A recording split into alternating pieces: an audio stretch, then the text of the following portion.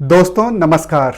आज बात करेंगे सामाजिक न्याय के पुरोधा छत्रपति शाहू जी महाराज के बारे में, क्योंकि आज उनकी जयंती है।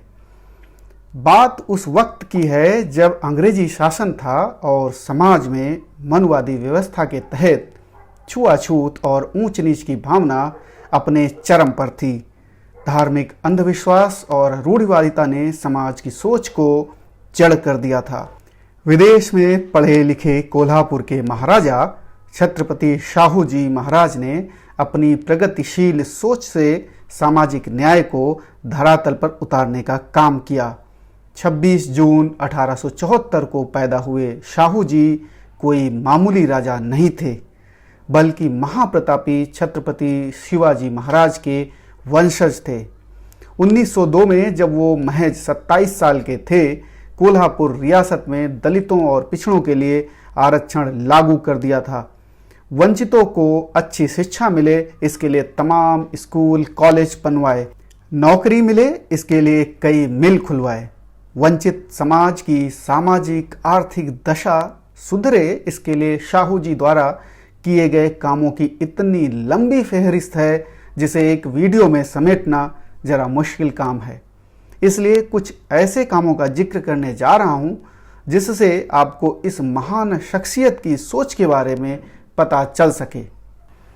ये 19वीं शताब्दी के शुरुआत की बात है। छत्रपति शाहू जी महाराज अपने दलित सेवक गंगाराम कांबले की चाय की दुकान पर अचानक पहुंच गए। जिस वक्त की ये बात है, उस वक्त देश में दलितों की चाय तो छोड़िए, उन्हें कोई छूना पसंद नहीं करता था।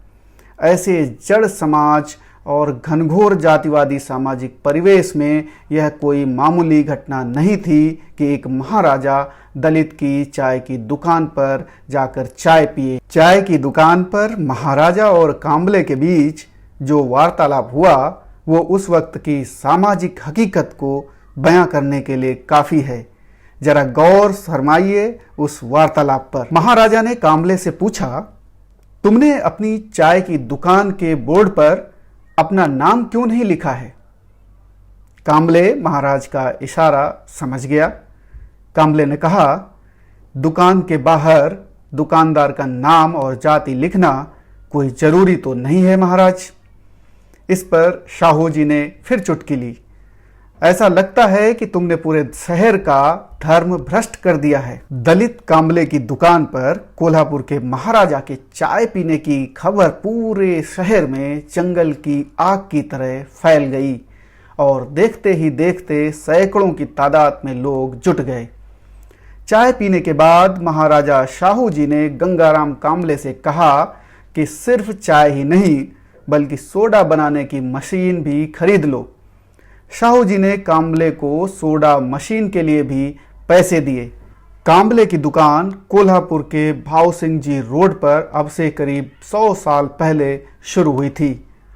तब ये कोई साधारण घटना नहीं थी, ये एक क्रांतिकारी कदम था। ये ब्राह्मणवादियों के गाल पर जोरदार तमाचा था। आप में से कई लोगों को शायद ही मालूम होगा कि चाय की दुकान खोलने के लिए कांबले को शाहू जी महाराज ने ही पैसे दिए थे। इसकी वजह के पीछे ब्राह्मणवाद का नंगा सच है। गंगाराम कांबले महाराज के राजमहल का एक कर्मचारी था और कर्मचारियों के लिए बने क्वार्टर में रहता था। एक बार जब महाराजा शाहू जी विदेश दौरे पर थे, तो राजमहल के भीतर बने तालाब के पास एक मराठा सैनिक संताराम और ऊंची जाति के कुछ लोगों ने गंगाराम कांबले की बुरी तरह पिटाई कर दी। कांबले को पीटने वाले सवर्णों का कहना था कि दलित गंगाराम ने तालाब का पानी छूकर उसे अपवित्र कर दिया था। जब शाहू जी महाराज विदेश से कोल्हापुर वापस आए, तब गंगाराम कांबले ने रोते हुए पूरे घटनाक्रम की जानकारी उन्हें दी। इस कांड से शाहू जी बहुत विचलित हुए और बेहद नाराज भी। उन्होंने तत्काल संताराम और दूसरे दोषियों को घोड़े के चाबुक से पीटा और नौकरी से निकाल दिया। महाराज ने इस घटना पर खेद जताया और कांबले से कहा कि मुझे बहुत दुख है कि मेरे राजमहल में ऐसी शर्मनाक घटना हुई। उन्होंने काम्बले से कहा कि तुम्हें अपना कोई काम शुरू करना चाहिए। इसके बाद शाहूजी महाराज ने काम्बले को कुछ पैसे दिए, जिससे उसने कोल्हापुर के भाऊ सिंह जी रोड पर चाय की दुकान खोली। काम्बले ने अपनी दुकान का नाम सत्य सुधारक रखा। दुकान के नाम से गंगाराम काम्बले की समतावादी और प्रगतिशील सोच का पता चलता है।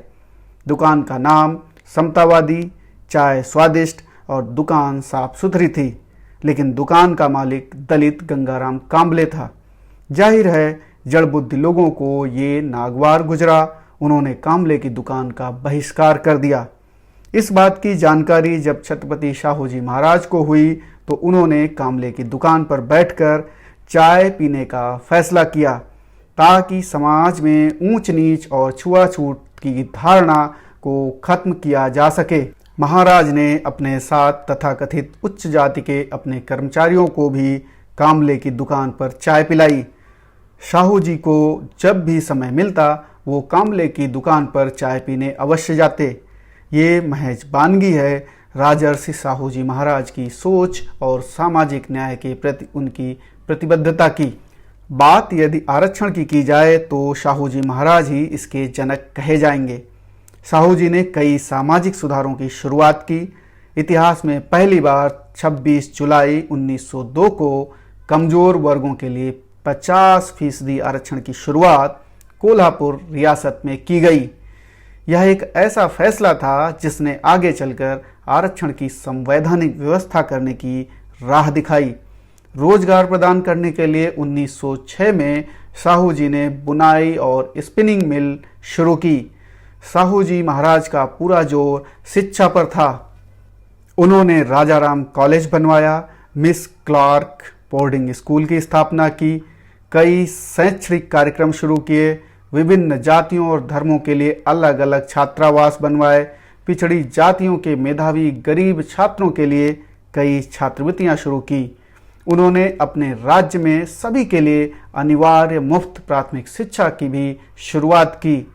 वैदिक स्कूलों की स्थापना की, जिससे सभी जातियों और वर्गों के छात्रों को शास्त्रों को सीखने और संस्कृत शिक्षा को प्रचारित करने में सक्षम बनाया जाए।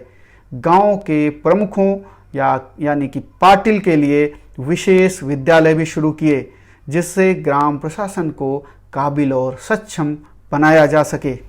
शाहू जी महाराज जातिवाद के घोर विरोधी थे। ये वो दौर था जब ज़्यादातर लोग गंभीरता से मानते थे कि किसी दलित के छू जाने से उनका धर्म भ्रष्ट हो जाएगा। दलितों को मंदिरों और कई सार्वजनिक स्थलों पर जाने से रोका जाता था। छत्रपति शाहू जी महाराज ने अपनी रियासत में सार्वजनिक स्थानों में जाने पर किसी भी तरीके की छुआछूत को कानूनन रोक दिया। शाहू जी महाराज जातिवाद पर सीधा वार करते थे। अब बात वेदोक्ता विवाद की। ये क्या है, इसे भी समझ लेते हैं। छत्रपति शाहू जी महाराज समतावादी और मानवतावादी थे, इसीलिए समाज के सभी स्तरों के बीच समानता को कायम करने के लिए तमाम कदम उठाए। उन्होंने ब्राह्मणों को विशेष दर्जा देने से इनकार कर दिया।